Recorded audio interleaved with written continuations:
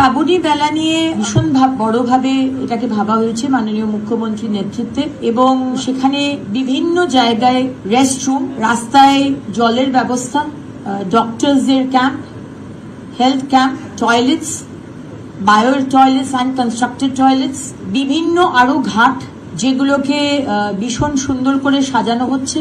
ঘাটগুলোর এগুলো নিয়ে আমরা আলাদা করে একটা প্রেস কনফারেন্স করব, তাই জন্য খুব বেশি ডিটেলসে বলছি না। আপনারা ঘাটগুলো দেখলে অবাক হয়ে যাবেন যেভাবে সুন্দর করে আমরা সাজাচ্ছি। From my department UDMA, from PWD information and culture, এবং তারকেশ্বর মিউনিসিপ্যালিটি থেকে স্পেসিফিক্যালি এটা করা হচ্ছে। বিভিন্ন বাস এবং পাবলিক ট্রান্সপোর্টকে সেই ধরনের ডিজাইন করে সাজানো হবে ভীষণ সুন্দরভাবে।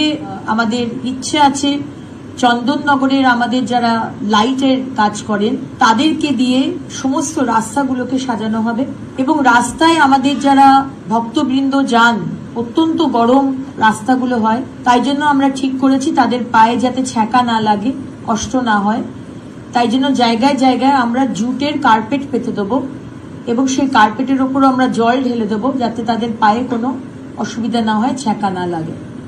এবং এই রেস্টরুমগুলোতে বড় বড় স্ক্রিন থাকবে যেখানে লাইভ দেখানো হবে যে কতটা ভিড় রয়েছে মন্দিরের ভেতরে, তাহলে তারা সেই অনুযায়ী তারা সেখানে যেতে পারবে।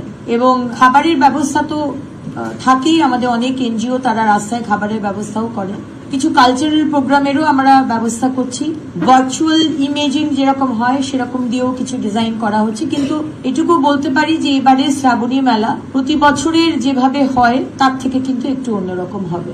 কতগুলো ঘাটকে সাজাবেন? অনেকগুলো ঘাটই হচ্ছে, আমরা এক্সাক্ট নাম্বারটা এখনই বলছি না। আমরা যেদিনকে প্রেস কনফারেন্স করব আপনাদের নিয়ে সেদিনকে ডিটেলসে কথা বলবো।